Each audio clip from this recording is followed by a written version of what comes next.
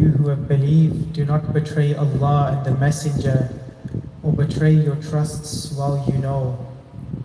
And know that your properties and your children are but a trial and a test, and that Allah has with him a great reward. O you who have believed, if you fear Allah, He will grant you a furqan, a criterion, and will remove from you your misdeeds and forgive you. And Allah is the possessor of great bounty. And remember, O Muhammad, when those who disbelieved plotted against you to restrain you or kill you or to evict you, but they planned and Allah plans, and Allah is the best of planners. And when our verses are recited to them, they say, we have heard. If we willed, we could say something like this. This is not but legends of the former people. And remember when they said, O Allah, if this should be the truth from you, then rain down upon us stones from the sky or bring us a painful punishment. But Allah would not punish them while you, O Muhammad, are among them. And Allah would not punish them while they seek forgiveness. Please recite aloud salawat. Allahumma salli ala Muhammad wa ali Muhammad. أعوذ بالله من الشيطان الرجيم. بسم الله الرحمن الرحيم.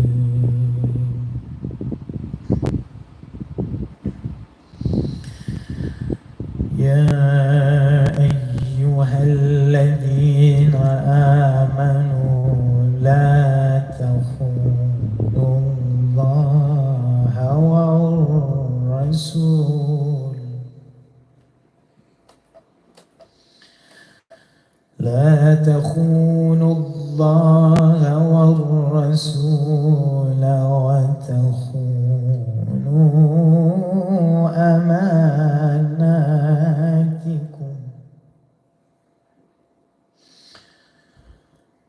وتخونوا أماناتكم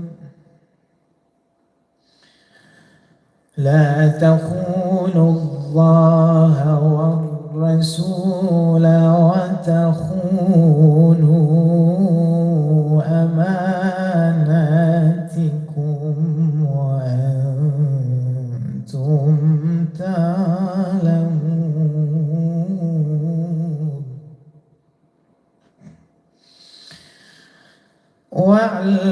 واعلموا أنما أموالكم وأولادكم فتنة وأن الله عنده أجر عظيم.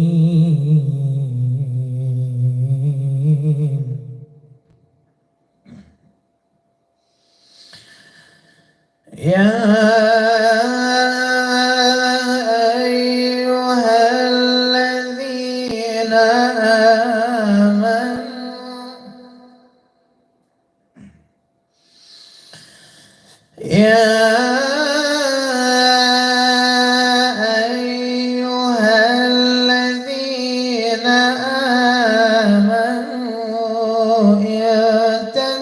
اتقوا الله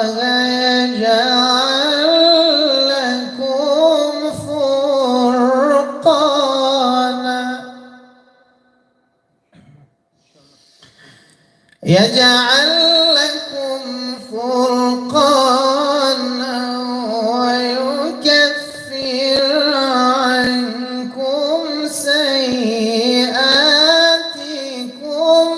ويغفر لكم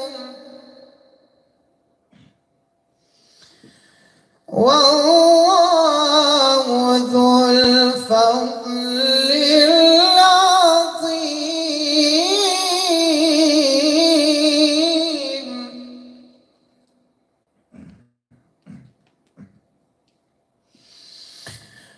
وإذ يمكر بك الذين كفروا ليثبتوك أو يقتلوك أو يخرجوك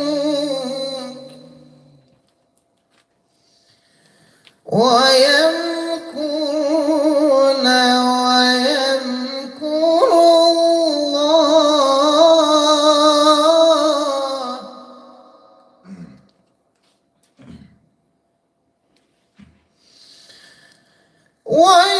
ويمكرون ويمكر الله والله خير الماكرين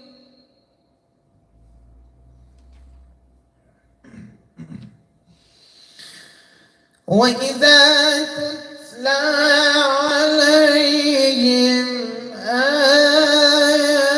آياتنا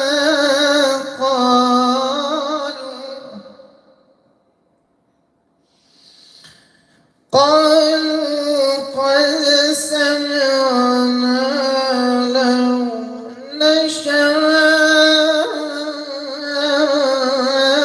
لقلنا مثل هذا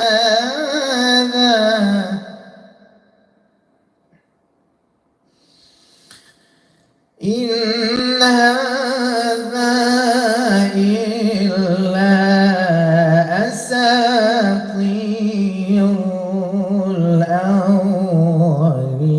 الأولين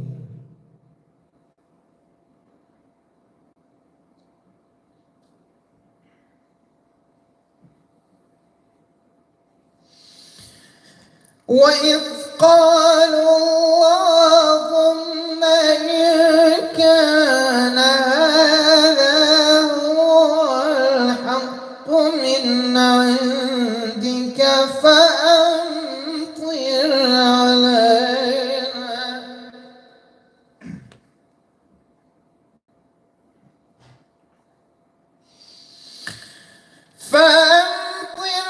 علينا حجارة من السماء أو ائتنا بعذاب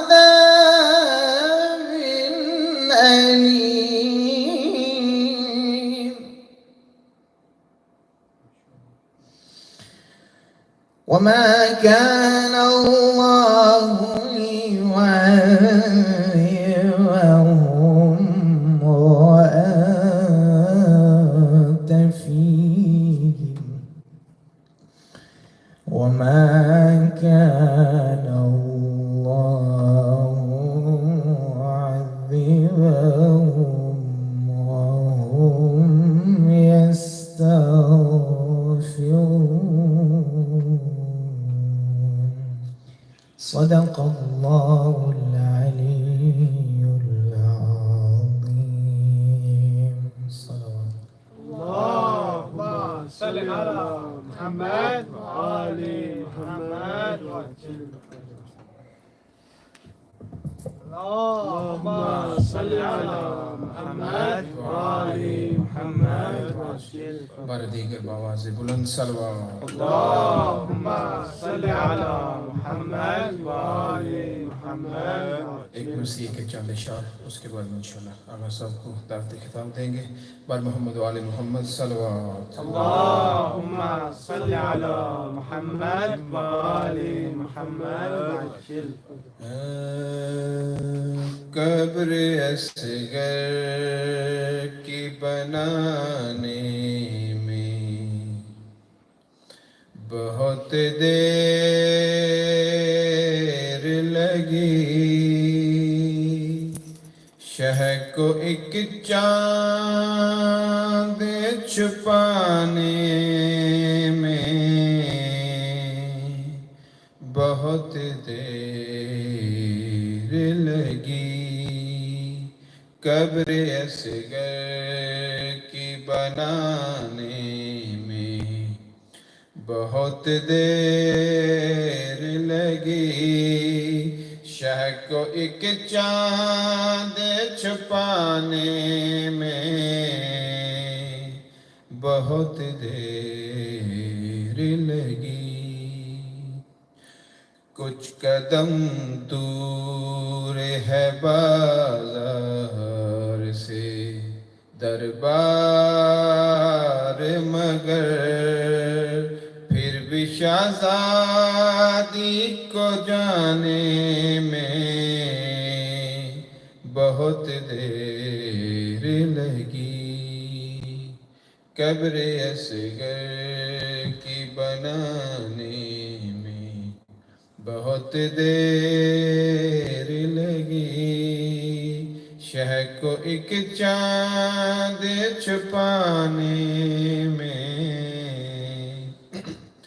بہت دیر لگی، شہ نے ہر لاش کو جلدی سے اٹھایا، لیکن لاش اکبر کی اٹھانے میں بہت دیر لگی، ٹکڑے چنتے ہوئے قاسم کے کہا مولا نے، ہائے افسوس کے آنے میں بہت دیر لگی، اس قدر پیاس سے سوکھا تھا غلوئے سرور، شمر کو تیگ چلانے میں بہت دیر لگی،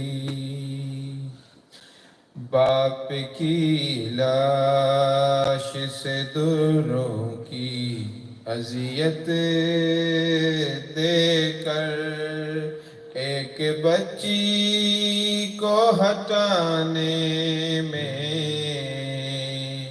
بہت دیر لگی، کربلا پہنچا تکلم تو یہی رو کے کہا، مجھ کو سرکار بلانے میں بہت دیر لگی، قبر اصغر کی بنانے میں بہت دیر لگی، شہ کو ایک چاند چھپانے میں بہت دیر لگی، پر محمد و آل محمد صلی اللہ علیہ وسلم، اللهم صل على محمد وآل محمد وعجل فرجهم. نعرہ تکبیر، اللہ اکبر، نعرہ رسالت، یا رسول اللہ، نعرہ حیدری، یا علی، حسینیت، زندہ باد، یزیدیت، بر محمد و آل محمد صلوات۔ اللهم صل على محمد وآل محمد. ممنون، میں درخواست کروں گا جناب آغا حسن مجتبی رضوی صاحب سے کہ وہ تشریف لے آئیں اور آج کی مجلس سے خطاب فرمائیں۔ بر محمد و آل محمد صلوات۔ اللهم صل على محمد وآل محمد وعجل فرجهم.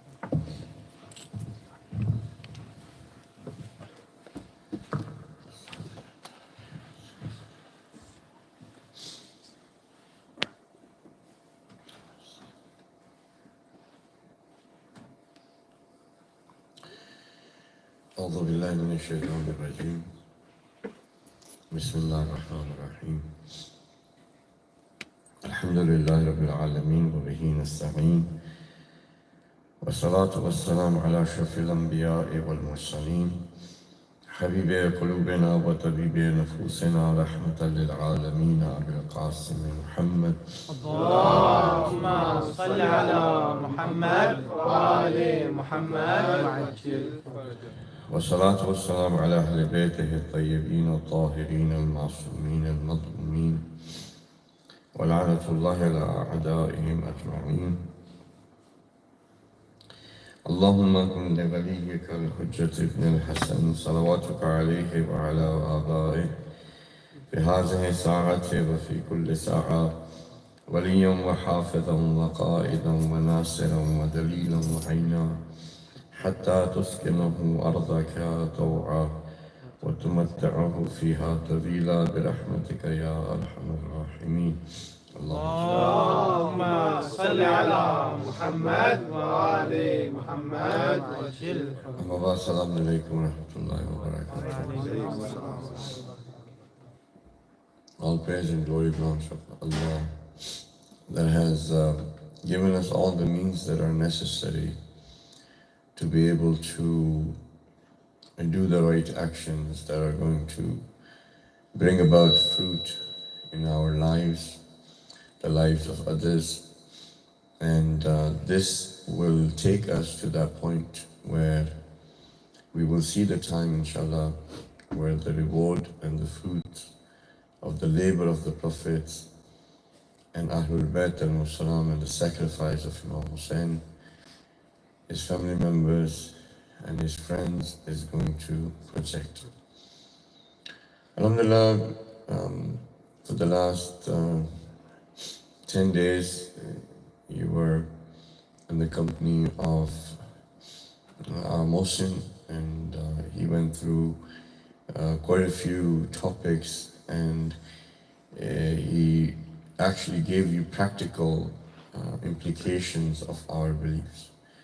So if you say that there is Tawheed, it's not just an ideology, but there is implications for accepting that there is, you have to negate all that is non-divine, and you have to get to Allah subhanahu wa ta'ala, and it is only Allah subhanahu wa ta'ala. And then he went into Nubuwwat as well, where he explained that Tawheed Amali is actually, or Tawheed in action is a projection of the Prophets. That the Prophet's actions are what Tawheed is in life, right?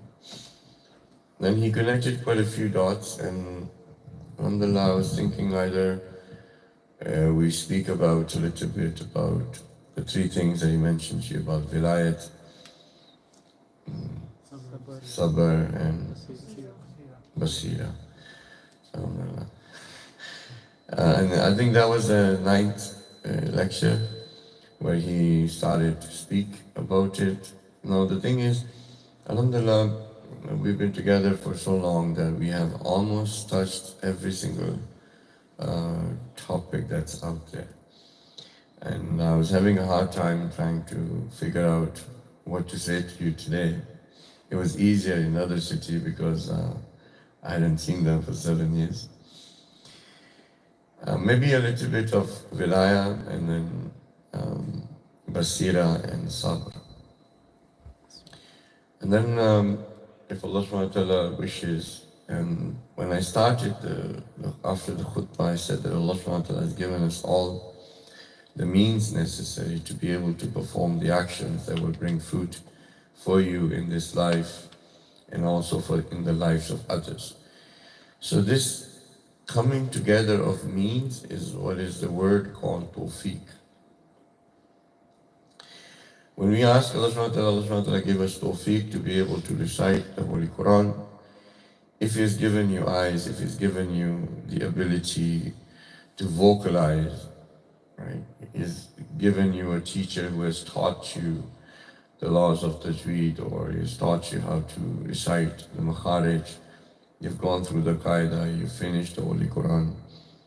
Now, this dua of yours is just like me asking Allah subhanahu wa ta'ala, can you give me water? Right? So if I keep asking Allah subhanahu wa ta'ala, can you give me water? You can reply back and say, well, you have water already. You don't need to ask for water. You don't need to do dua for water.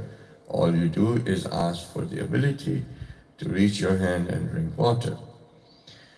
So I would like you to take a look at your tawfiq. I want you to ponder on what is the tawfiq that Allah subhanahu wa ta'ala has given to you? Meaning, do you have the tawfiq for the recitation of the Holy Quran? Do you have the tawfiq for loving Ahlul Bayt? Do you have the tawfiq for the actions in which you'll be able to do your responsibilities to the Imam? Do you have the tawfiq in which you'll be able to do istiqamat or sabr? Right? Do you have the tawfiq that you have enough that you'll be able to have basira? Do you have tawfiq that you have enough to have that closeness and that will to submit to the will of the Imam without asking any whys and why should I do it, why should I not do it? Right? Because a lot of the times when we have so much information that is given to us, and this information is, I'm not saying 100% you have retained, but mashallah, you here retain at least 70, 80, 90%, as an average. So I'm sure everybody has retained for the last 10 days, okay? A majority of the concepts. Now, with those concepts, take a look at all of the means that Allah subhanahu wa ta'ala given to you that you have the tawfiq of. And if you find that you have the tawfiq, then the next step is to actually utilize those means to be able to do what is necessary. Okay? It's not that, once you have tawfiq, you say, no, I want more tawfiq. You have the tawfiq, just do it. You don't need another lecturer, you don't need another 10 days, you don't need to wait for the Ashura next year. You don't have to do that. Look at yourself. You have so much tawfiq that if we do not utilize that tawfiq, on the day of judgment, we are going to be asked for it. Right? If someone didn't have the eyes, someone did not have the ability to recite the Quran, Allah subhanahu wa ta'ala is not going to ask, why did you not recite the Quran? Right? Depending on whatever the means Allah subhanahu wa ta'ala gave to that person, only according to that, Allah subhanahu wa ta'ala is going to ask that person. Right? But if we look at our own selves, so many things. So wilayah is a word that we utilize or we use all the time. Wilayat in Arabic means when two things come together so close that they do influence in each other. So if you were to take the example of wilayah would be like if you put sand in water, that's not wilayah. The sand is going to remain sand and the water is going to remain water. Okay? But if you were to take sugar and put that into the water, and then the sugar melts and becomes part of water, then this is called wilayah. The relationship of sugar dissolving into water, that dissolving into water is what you would call the closeness of sugar to water, where both have influenced each other. What happened to the sugar? Sugar now is not visible. There's no grains of sugar. What has happened to the water? The water has become sweet. Right? So Imam Muslimin was saying, Kunu lana zayna wa la takunu lana shayna, be a source of beauty for us, not a source of shame. And if you were to say that, how can I beautify Zainul Abidin? How can I beautify Imam Ali alayhi salam? How can I beautify Bibi Fatima Zahra? They're saying become a source of beauty for us. Meaning our actions, our doing, our life can become either a source of beautification of the Holy Prophet ﷺ, or it can become a source of shame for them. Like you have a last name of your family, your actions are going to reflect on your family. If your actions are good, the family name goes up. If your actions are bad, the family name goes down. So either a person can become a source of beauty for their family or become a source of shame for their family. Okay? So now this concept is, if you look at the sugar, sugar is gone, the water has become sweet. So whichever way you want to take a look, water being the Imam and sugar being us. When we are dissolved into the water, we're no longer there now. Physically, a person will just look at the water, it's water. Right? We're no longer there now. There's no longer any boundaries of our thoughts. of whatever makes us us. There's no more boundaries of our thoughts. There's no more boundaries of our likes and dislikes. There's no boundaries of our views, our opinions, our worldview. There's no boundaries. All of these boundaries are gone. And now all there is just that water. Right? And that water becomes sweet, meaning the Imam of the time would see you and be proud of you that you are my followers. Right? He will be proud of you. One of the things I also had mentioned that, if we were to have this sort of concept of ukhuwa, which is, I think he spoke about and you guys are thinking, okay, we've already heard 10 days now, you don't have to but the thing is, as he said, the prophets, they would come, they would teach, the prophet would go away, the next prophet would come and take them at a higher level or move them forward. Okay? And if all of our scholars follow each other and take the communities from one step to the second step to the third step, we will get somewhere. But if one scholar comes, takes you 2 steps in the direction of north, the other one comes and takes you the direction of south, right? We will never get into it. So if it is one direction, we all go, we understand the concepts, in the concepts we move forward, then we can go as a community. So this concept of ikhwa that he said that requires 10 days of understanding, in that what relates to is also a tradition from the Imam of the time. He says that may Allah subhanahu wa ta'ala give you the ability to obey him. If you were to dispense your rights that are in the necks of each other, the rights of each other in your necks, if you were to do that, there will be no ta'khir, there will be no delay in our meeting. Meaning our closeness to each other is directly influenced on the reappearance of the Imam of the time. Right? The more closer that we get to each other, the closer the reappearance happens. The further we go away from each other, the further away the reappearance of the Imam happens. The more love we have for each other, the more love for the Imam will increase. Meaning, my love for you is in direct correlation, direct ratio to the love of the Imam. The more I have love for you, the more I will have the love for the Imam. Why? Because my relationship with you is based on vilayat. Which relationship are we strengthening? Not of blood, not of transactions, not of business, right? Not of that you are from Kotli and I'm from, for example, Faisalabad. We're not basing it on that. Right? We're basing it on vilayat. We're basing it, you love the Imam, I love the Imam. And when we have this, right, based relationship on this, more love that increases among ourselves, the more love increases in us of the Imam of the time. Right? So this horizontal vilayat is connected directly to the vertical.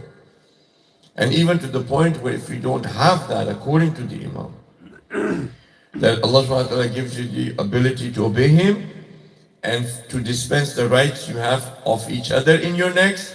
If you were to do that, then there will be no delay in our meeting. Right? It's that closely integrated to the reappearance of the Imam of the time. When you go see each other, it's like going and having the ziyarat of the Imam.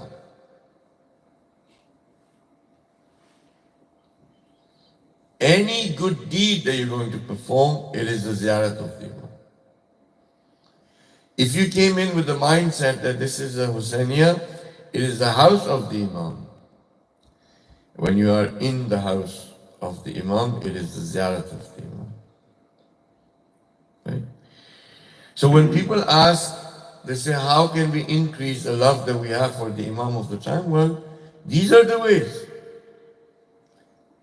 It's not something else, it's not something magical or something sci-fi or something very deep in Irfan and Nazari you have to go into the philosophy. Nothing like that. It's very simple. The more love for each other increases, the more love for the Imam will increase. The more good deeds that we will be performing, the love of the Imam will increase, because every good deed is the ziyarah of the Imam. Do you remember? We spoke about this before. If you don't remember, I can put a little bit time on it, but you know, if we'll just make one angle, just one angle, right? We say that Hazrat Abul Fadl al-Abbas is the Paikare Wafa, is the embodiment of loyalty, right?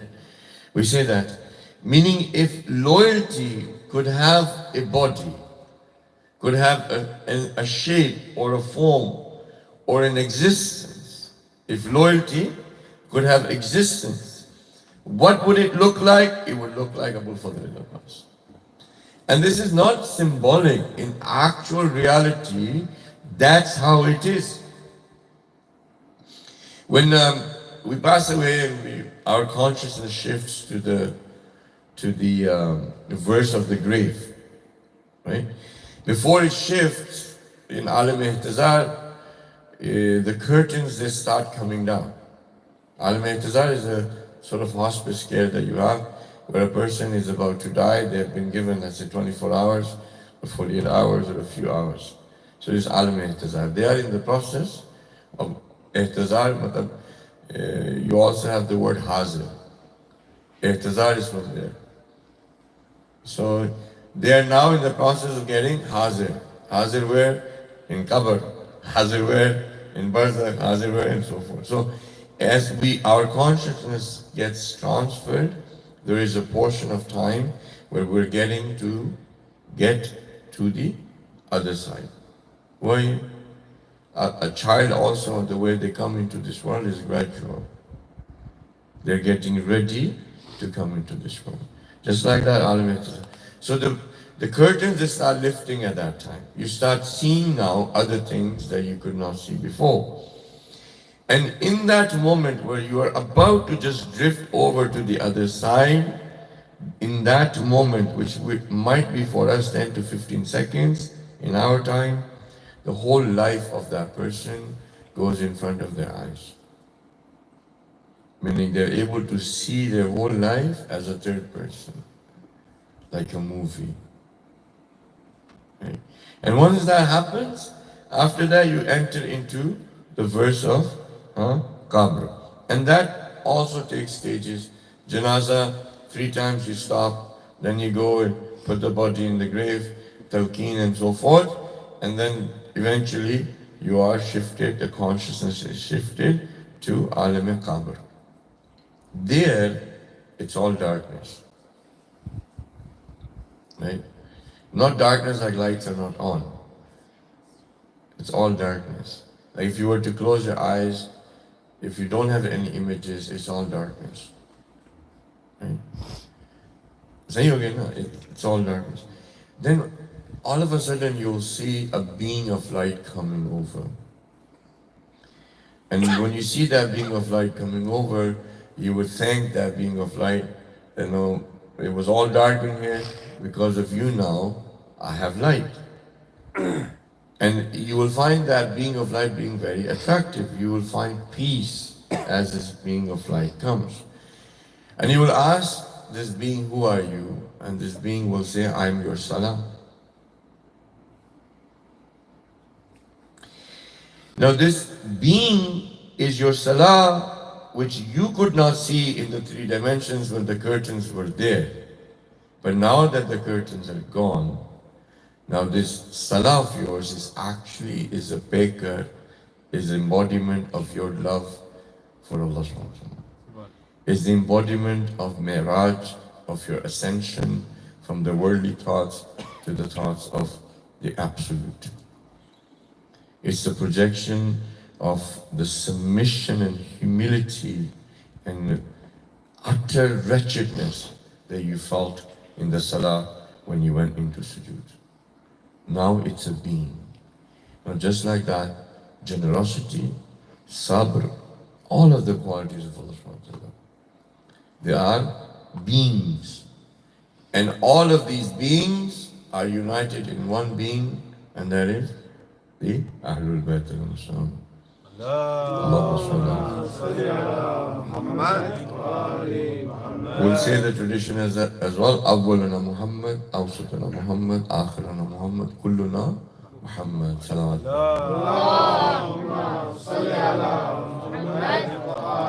Okay? So every good deed that you're going to perform, if you have this mindset, is actually a ziyarah, is a meeting of the Imam. By doing each good deed, you have met the Imam, and the more times that you're going to meet the Imam, of course, the love for the Imam is going to increase. When you go to the ziyarat of Imam Hussain alayhi salatu wasalam, maybe you'll get one opportunity in your whole life. Right? But is that enough for a person? It's not enough. You want to go, let's say, every year. Every year for Arba'in or every year for the 10th day, 10 days of Ashur, you want to go. But is this enough? It's not enough. You want to go see the Imam every single moment of your life. Because it's necessary, because it is required, because you cannot be without that. Allah subhanahu wa ta'ala has not just left you for once a lifetime or once every year. He hasn't left you on that. He's actually given you opportunity. You want to meet the Imam anytime you want. Right? Anytime you want, whatever is goodness, perform it, you get the ziyarah of the Imam. You feel like meeting Imam Hussain, go show some love to your mother. It's a good deed. That good deed, right, is the ziyarah of the Imam. I'm not sure if you remember, if you don't remember, it's good. If you remember, it's a reminder. One young man was standing at the zari of Imam Hussain and he said, Assalamu alaikum ya Abu Abdullah. There was an alim who heard the zari say wa alayka salam. Remember that? It was because of the parents that he had that were not able to move, they were disabled. Because he was able to bring them one day, both of them on his back, from his home to the haram of Imam Hussain, this action of his created a meeting of Imam Hussain in which he was not the only one saying Assalamu alaikum ya Abu Abdullah. He actually heard Imam saying wa alaikum assalam. Right? If you look at the action, is taking care of the parents. Taking care of the parents is a good action. And that good action is actually the meeting of the Imam. And because he got that much effort that he put in to get the both parents to that meeting was so intense that meeting with Imam Hussain actually opened his ears. So if you want your curtains to be lifted, to be able to see what your eyes, physical eyes cannot see, what you can hear where your physical ears cannot hear.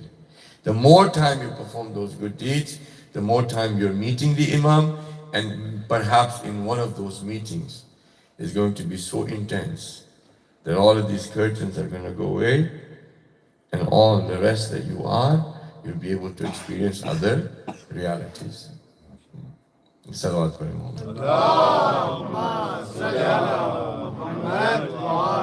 Okay? So your love increases the love of Imam of the time. Doing good deeds is the ziyarat of the Imam, it increases. And even the salam too. A person said to the sixth Imam, Imam, I'm far, I want to see Imam Hussain, I wanted to go do ziyarat, but I can't. Can you tell me something? The Imam said, go on your roof, face towards the haram of Imam Hussain and say, Assalamu alaikum ya Abu Abdullah. That would be the same as you going and doing ziyarah of Imam Hussain. Now, you might think that if I say Assalamu alaikum ya Abu Abdullah, I'm saying it in the center, in the Hussainiyah. But if you were to see from the other eyes that we cannot see, as soon as I said Assalamu alaikum ya Abu Abdullah, these walls are no longer the walls of the center. The one whose eyes have opened, they have seen that happening. That a person has said in a house, Assalamu alaikum ya Abu Abdullah, and the house walls are no longer house walls. That is the haram of Imam Sallallahu Alaihi Wasallam. So Allah subhanahu wa ta'ala has not left us just to have this ziyarah of Abu Abdullah Hussain just for the 10 days of Muharram or the 14. No, anytime. So if you go with this, your relationship or wilayah that Agha Mohsin was talking about, it will increase with the Imam. And the example of the sugar and the water, you cannot have your own boundaries and then also have Imam. No, you have to let go of all your boundaries. Dissolve yourself in the Imam. Completely dissolve yourself. Let go of all that you think you are. Just dissolve yourself in the Imam. Now, as far as sabr is concerned, sabr is also like, he mentioned that the way we do it, and I'll give you another example, it's like the bus. He said about eating, I'm not giving that example. It's like bus. You see a person at the bus stop, what are you doing? I'm waiting for the bus. Can you do anything to make the bus come faster? No. What are you going to do? Just sit here. What are you going to do? Nothing. You have no influence over the bus coming faster. This is sort of like the definition of sabr that we have. Matlab, you get sick, sabr karo. Sabr karo ka matlab kya hai? In that, we don't take that in the sense of sabr. Takleef hai, you are in pain, sabr karo. Sabr karo, matlab kya ki pain is not in your control, you're going to have pain. Just bear it. You're sick, just bear it. You don't have your health in control. Your health will come when it comes. This is how we are waiting for the Imam of the time. Right? We're waiting for a bus. It's going to come when it's going to come. It has nothing to do with us. All we can do is just do sabr. We can't make the bus come any faster. We can't make the Imam come any faster. But that's not the Islamic sabr. Why? Because in the Holy Quran, there are over 60 verses that deal with this topic. And if we were to go through once a week for 2 hours, it will take us 2 years and still we will not end. This topic of sabr will not end. Right? We have traditions where it says that if Iman was to have a body, the head is sabr. Now can you imagine? Iman has a body and the head is sabr.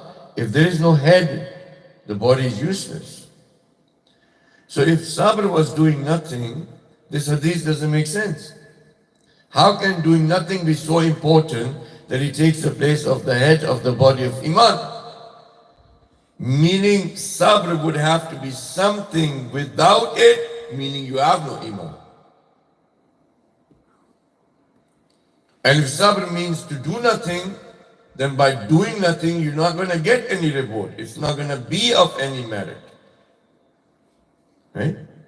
But when you take the meaning of sabr in istiqamat, then it makes all sense. That it is istiqamat, meaning you're going to do something consistently, persistently, and you're not going to falter in it. So yes, then it makes sense. Why? Because you need this istiqamat, you need this forbearance, you need this consistency, right? This persistency. You need it for Iman. Anytime we make a mistake, anytime we sin, the tradition says that the soul of Iman comes out of that person.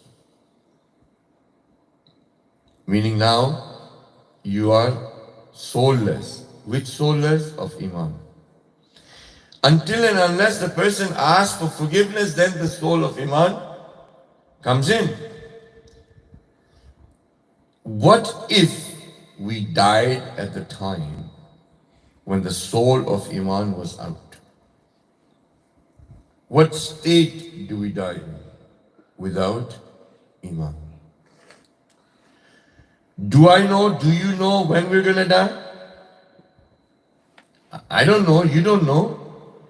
When you and I don't know when we're going to die, what if this sin that we commit where the soul of Iman comes out is the time when we die?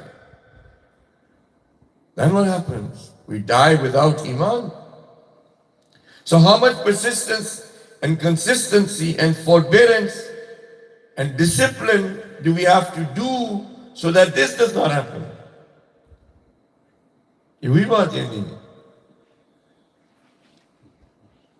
There was a person, he came to Imam Ali and he goes, Imam, I had a brother, he passed away, and I would really like to see him.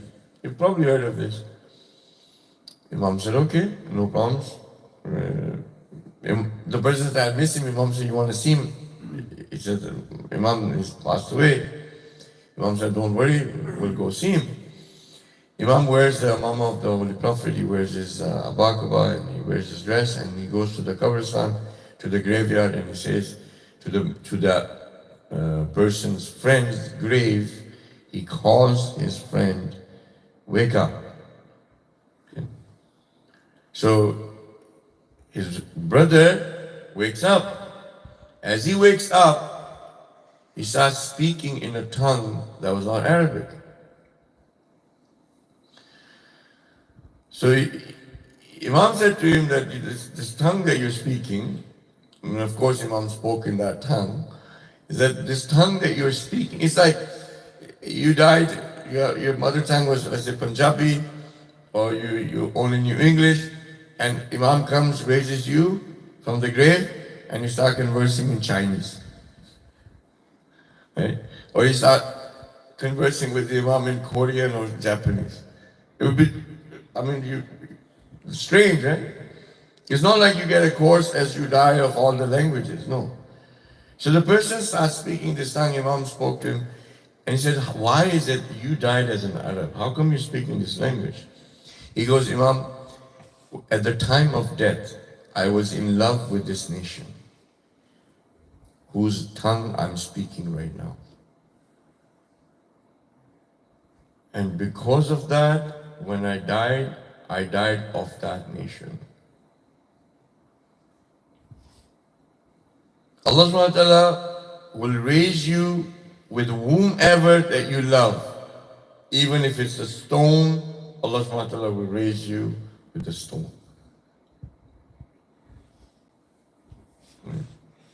So a lot of us will be, when we get raised up, we'll be speaking, just can you repeat the question in English for me, please? The amount of love that we have for UK, or the amount of love we do. This country provided us security, gave us an opportunity for our financial growth, for the children to get educated, for us to be able to have free medical system, go through without having any issues with doing the azadari of Imam Hussain and all of this. You're going, no, we don't love. So when you go back to Pakistan, what happens? हमारे UK में तो ऐसा होता है. हमारे UK में तो ऐसा होता है. देखो क्या ना कोई नज़म है कि कुछ भी नहीं, ना कोई लाइन में खड़ा होता. हमारे यूके में तो ऐसा होता है. What is this? हमारे यूके में ऐसा होता है. It's showing that you belong and you do not belong there. And when you see something which is not in order, then you say, in our UK, this happens, this is the way it happens. Any of these loves that we have, when we die, whatever state that we are in, to whomever we are in love with, that is how we're going to be resurrected. See? So, आप देखें, how important is sabr. Can you love Imam Hussain just for 10 days? No. You don't know when death is going to come. We want to be in love with Imam Hussain every moment of our lives, so that when death comes, we die in that state and we are resurrected with the Imam. Salawat pray Muhammad.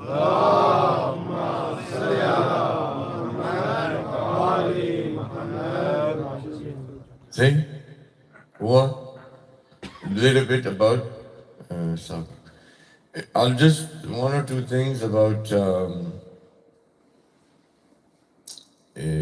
Basira, just one or two things, and then I do have the khutbah of Bibi Zainab Salam Alaiha. I was thinking that we take this opportunity today as much possible and also tomorrow to go over the khutbah, right? And see if there's any things in there that we can utilize. But the important parts that I've told you, as far as the love is concerned, go with that mindset out. When you're coming in, this is the house of the Imam. You're here for the ziyarat. Every good deed is the ziyarat of the Imam. Okay?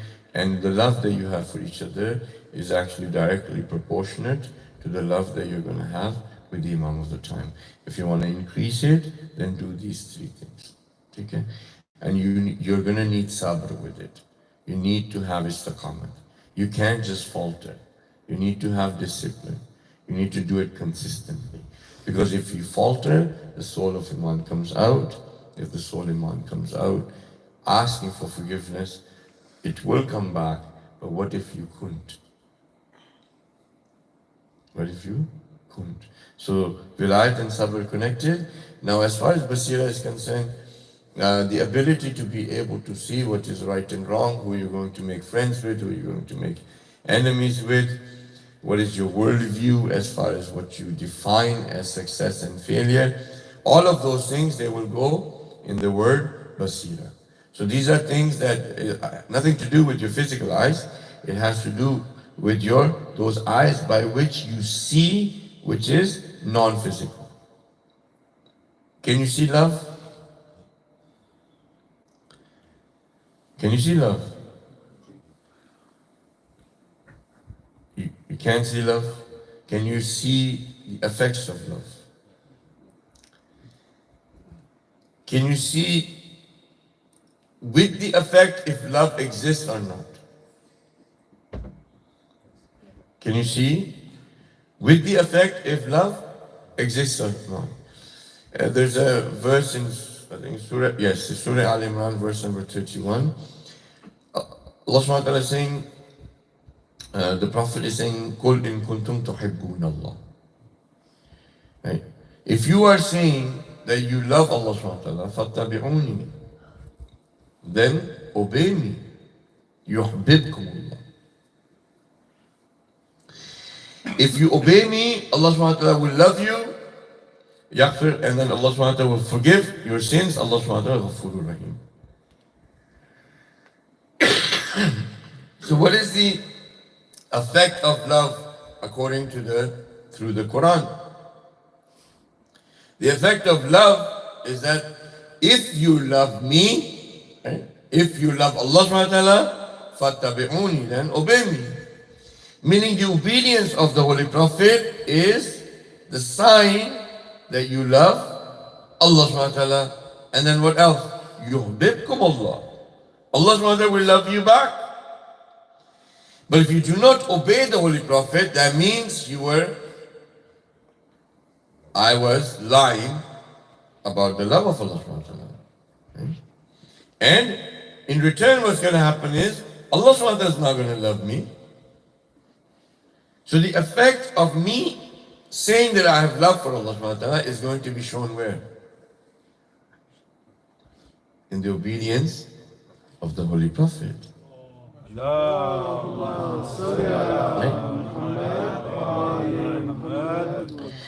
So now, if somebody was to say, no, this is not it, this is not how it is, I still love the Holy Prophet, I still love Allah subhanahu wa ta'ala, even if I don't obey the Holy Prophet. Well, Allah subhanahu wa ta'ala is saying that it's not going to happen, then no matter how many times you say, no, it's going to be, it's not that. Right? So now, you can't see love. Can you see hate? You can't see hate. These things you cannot see with the physical eye. You cannot see with the physical eye. Now I'm going to give you a blanket statement, see if we can go through it. What time is Salah? 9:52. 9:50? 53. 53, okay. Let's see if we can what if I was to say to you that yes, you cannot see love, but what if I was to say to you that love gives you sight? How's that? Yes, you cannot see love, but love gives you sight. Sight which is different than the physical eyes. With me? What do you need? What if I was to say to you that hate gives you sight? You cannot see hate, but hate gives you sight. Love gives you sight. Both of these sights, if you were to have, you'll be able to differentiate between right and wrong.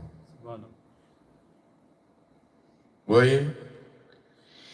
Both of these sights, if you have, you will be able to see what is right and what is wrong.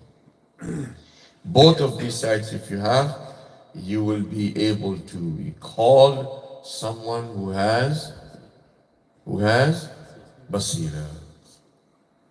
That would be the Furqan that in the verses that Qari Nadeli recited is mentioned in the Holy Quran. To be able to differentiate between right and wrong. Yahuwah, this is still just a blanket statement. Love gives you sight, hate gives you sight. By having these two sights, you'll be able to see what is right and what is wrong. Okay? A person came to the Holy Prophet and said, Ya Rasulullah, I don't have much time. Will you be able to explain to me the whole of religion in one sentence?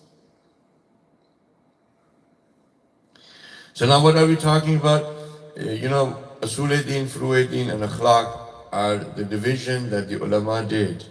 When Islam was being spread into different countries, there were individuals that were non-Arabs, they had a difficult time with Arabic. And the ulama wanted this religion to be understood by those that were reverting, so they said, okay, if you just think of your ideology, what your belief is, then this is Asul-e-Din. The actions that you're supposed to perform is Furu-e-Din, and the manners or the spiritual health that you're supposed to have is Akhlaq. So Asul-e-Din, Furu-e-Din and Akhlaq there is no tradition, there is no verse of the Quran that tells you that Asul-e-Din are 5, Furu-e-Din are 11, and Akhlaq is the study of spiritual health. No tradition, no verse of the Quran. This is not a shock. It's something that our scholars divided for those people who were reverting to Islam so that they can easily understand Islam. Okay, this is my ideology, Tawheed, Nabuwwat, Imamat, Qiyamat, Adlillah, and Furu, these are the actions, obligations, wajib, I have to do, perform. These are the actions, and I'm supposed to keep my spirituality, like soul clean. This is a science for keeping your soul clean and healthy. You want? Okay. This person asked the Holy Prophet in one sentence, and this is through narration. The authenticity of this is through the word of the Holy Prophet. Of what is Islam? And explain to me in one sentence. Right? The Holy Prophet said to love for the sake of Allah subhanahu wa ta'ala and to hate for the sake of Allah subhanahu wa ta'ala. Now you take this whole religion with 250,000 traditions we have, not necessarily every single one of them is correct. We have Kutub Arba, in which you have 250,000 traditions. We have over 6,000 verses of the Holy Quran, right? And each verse has a zahir meaning, like, apparent meaning. Then it has a meaning in its batin, like in its non-physical. Then in that non-physical, there's another non-physical meaning. That non-physical meaning has another non-physical meaning, to the point where the batin of batin of batin of batin of batin is the meanings or the mafhum only which I'm a Masumi can understand. Okay? You have all of this risala. I'm just saying that look at the complexity and the vastness of our religious sciences that there are for Islam. Right? And the Holy Prophet summed it in one sentence. He said, to love for the sake of Allah subhanahu wa ta'ala and to hate for the sake of Allah subhanahu wa ta'ala, that is the total Islam. Because when you will go through with this sentence, each section of the Islam, you will realize that in the end, it's just this one sentence: for the sake of Allah subhanahu wa ta'ala to love, for the sake of Allah subhanahu wa ta'ala to hate. Okay? Going back, what did I say? Love gives you sight and hate gives you sight. I didn't say love for the sake of Allah subhanahu wa ta'ala. जब आपकी assumption है मैं ये कह रहा हूँ, मैंने ये नहीं कहा. Any love will give you sight, and any hate will give you sight. But this any love and any hate, the sight that it gives you is not going to be able to differentiate between right and wrong. The differentiation of right and wrong for that person is going to be based on his or her love and hate. Were you? Like for us, for our sisters wearing hijab and have a proper hijab is something they like. When another person looks at that sister, we will look at it and say, this is oppression. That hijab, when we look at it, it's beauty, it's iffat, it's haya, it's a symbol of Islam, it's the empowerment of a woman. Why are we looking at it that way? Because we are looking at hijab and we love, our love is for the sake of Allah subhanahu wa ta'ala. So now in this sight, for the sake of Allah subhanahu wa ta'ala, this love that we have, in this sight, this hijab, this woman has iffat, has haya, has beauty, is a symbol of Islam. But it's just because of this love. This sight, that's why it's different. Same thing is different for us, same thing is different for someone else. Were you? So everybody has sight based on their love. But what is true right and what is true wrong, right, will only be for that person who has love for the sake of Allah subhanahu wa ta'ala and hate for the sake of Allah subhanahu wa ta'ala. Now to us, for example, if you want to go a little bit further, why is it that these systems that are based on deception for us is shaitan al-buzur? Why is it that? Because somebody else said it? Imam Khomeini said it? That's why it is? No. When you have love for the sake of Allah subhanahu wa ta'ala and hate for the sake of Allah subhanahu wa ta'ala, when you look at that system, you realize it's a deceptive system. Why? Because it's deceiving you from the straight path and kidnapping you towards a path which takes you away from Allah subhanahu wa ta'ala. See? Agar aap basirat chahte hain, if you want basirat, it's not just based on the information or analysis of a news anchor or, I don't know, reading books or studying social sciences or all of that. If you really want to differentiate between right and wrong and have the Furqan that the Holy Quran talks about, then you need to have the sight of love, which is for the sake of Allah subhanahu wa ta'ala, and hate of sight of hate for the sake of Allah subhanahu wa ta'ala. Then you'll be able to. Okay, good. If you recite the salawat, we'll see how much.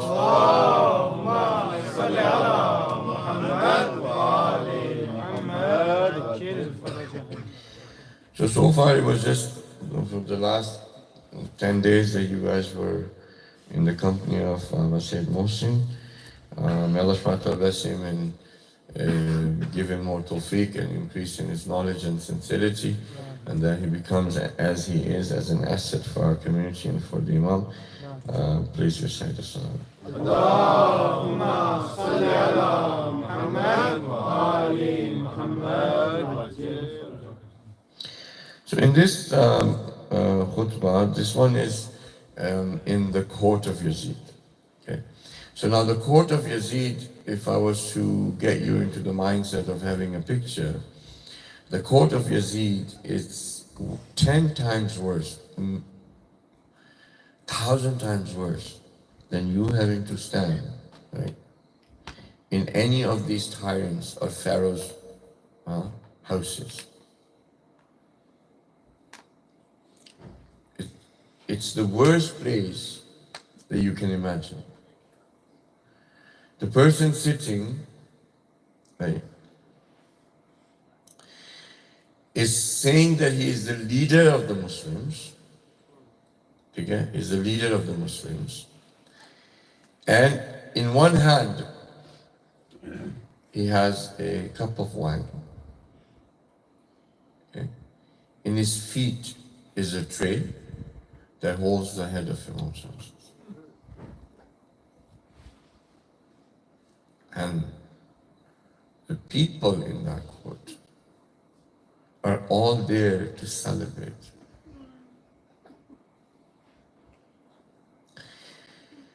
They're celebrating the victory of what?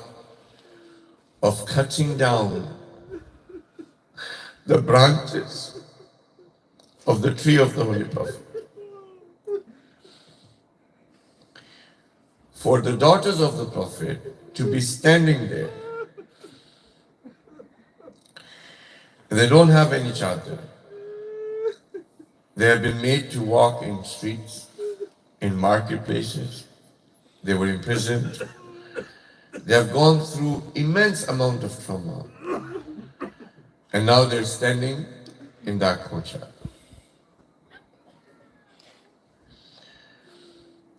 To speak in this place. The reason why I brought all of this up is so that you understand that what is required. مطلب آپ کا ایمان کتنا ہونا چاہیے, آپ کے اندر شجاعت کتنی ہونی چاہیے, آپ کے اندر خدا کے اوپر ان تمام کی تمام مشکلات جو کہ آپ کے سامنے آئی کہ کتنا صبر آپ کے پاس تھا کہ بی بی نے کھڑے ہو کے اس دربار کے اندر اس وقت کے فرعون کو جو ہے اس کے سامنے بات کی. اس طرح کی جگہ یہ بی بی کون ہے؟ یہ بی بی وہ ہے کہ لوگوں کو شہر میں پتہ نہیں تھا کہ امام علی علیہ السلام کی کوئی بیٹی, یعنی بی بی زینب کو کسی نے دیکھا نہیں تھا. اگر بی بی کو رسول کی قبر پہ جانا ہوتا تھا رات کو نکلتی تھی, ساتھ میں امام حسن تھے, حسین پر باس ہوتے تھے, کسی نے بی بی زینب کی آواز نہیں سنی تھی.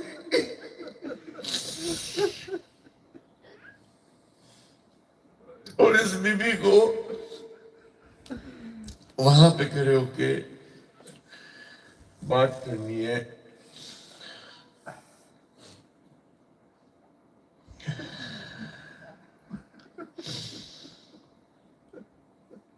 بی بی کہتے ہیں کہ یزید,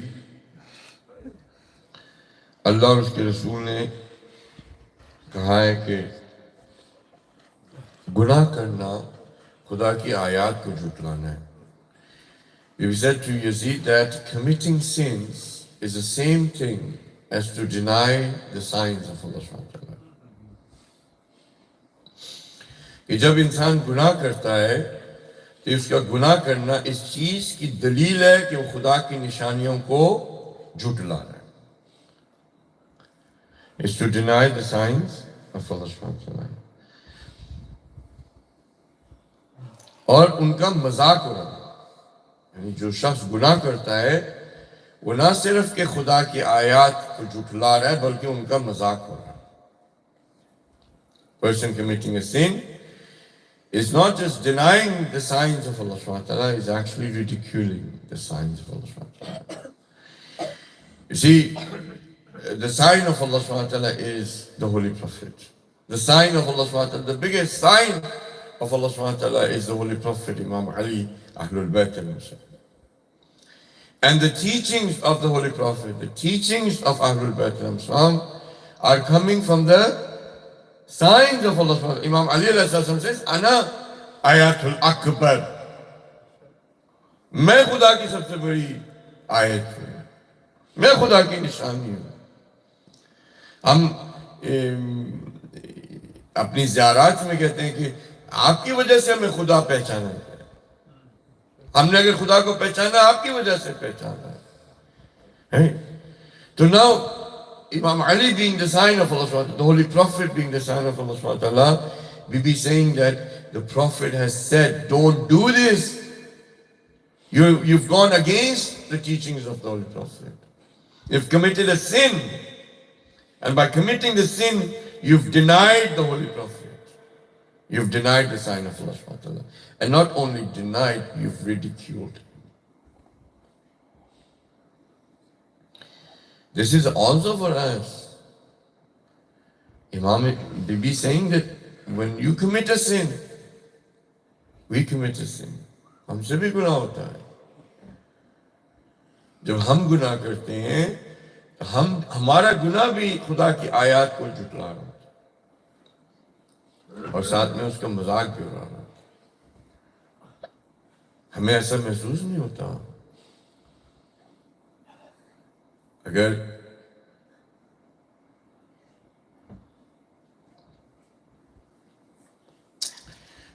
ہم دیکھیں کہ ہم نے کتنی تکلیف امام زمان کو پہنچائی,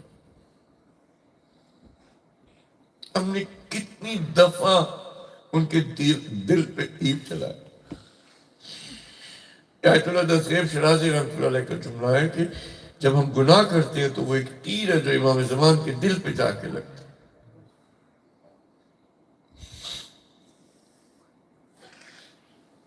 ہم اس امام کو دکھ پہنچاتے جس کا دل دکھی ہے,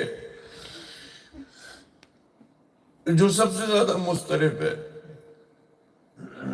امام زمان علیہ السلام چھٹے امام کہتے ہیں کہ جب آپ اما یجیب پڑھتے ہیں تو یہ اما یجیب میں یہ جو مفتر ہے نا, سب سے زیادہ مفتر امام وقت ہے, سب سے زیادہ اضطراب میں وہ. دیکھیں ہم نے 10 دن کے اندر ہوئے, ہم نے گریا, ہمیں مسائب کسی نے بتائے, کبھی ہمیں گریا ہوا, کبھی نہیں ہوا, کبھی ہمارا دل ٹوٹا, کبھی نہیں ٹوٹا.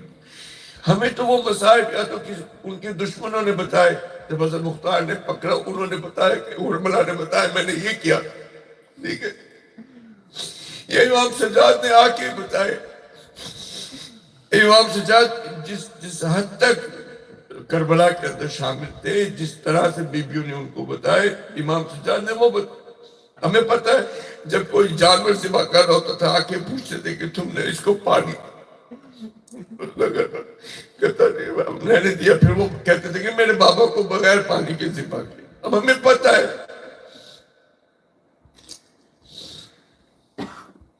لیکن امام زمان علیہ السلام کے پاس تو حقیقتاً جو ہوا ہے کربلا کوفہ اور شام میں, جو واقعاً ہوا ہے وہ ان کے پاس ہے. اور وہ انتظار اس بات کا کر رہے کہ کب اللہ سبحانہ وتعالیٰ ان کو اجازت دے اور وہ ان سارے مصائب کا بدلہ لے, ایک ایک تماچے کا بدلہ, ایک ایک پتھر کا بدلہ لے, ایک ایک تیر کا بدلہ لے.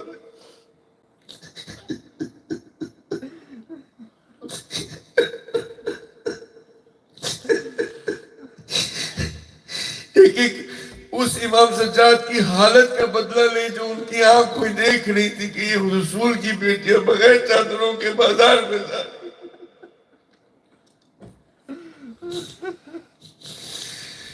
امام سے کسی نے پوچھا, someone asked the Imam, he said, I've heard that you cried tears of blood. I've heard that you cried tears. Imam Zaman said to him, yes, I cried tears of blood. He said, do you cry tears of blood because of the martyrdom of Imam Hussain alayhi salatu? He said, no. He said, do you cry the tears of blood because of Hazrat Ali Akbar? Imam said, no. Hazrat Abbas, he said, no. And then a person said, because of Hazrat Ali Asghar? He said, no. Then Imam shouted, Asham, Asham, Asham. Imam Zaman is crying the tears of blood. For what? For what happened in Sham. What happened with the daughters of the Prophet, how they were made prisoners. That whole scenario goes over and over again in the mind of Imam. Allah subhanahu wa ta'ala give us the opportunity, give us the ability to be able to become among those people who let go of everything that they are and diffuse and dilute and complete in submission to the Imam of the time. Allah subhanahu wa ta'ala give us those sights of love and hate for your sake, so we can see what is right and wrong. Allah subhanahu wa ta'ala give us this istiqamah. Give us this perseverance, that we don't falter and ever hurt the heart of the Imam of the time. May he come as soon as possible. Much love. Ya Hussein, Ya Hussein, Ya Hussein, Ya Hussein, Ya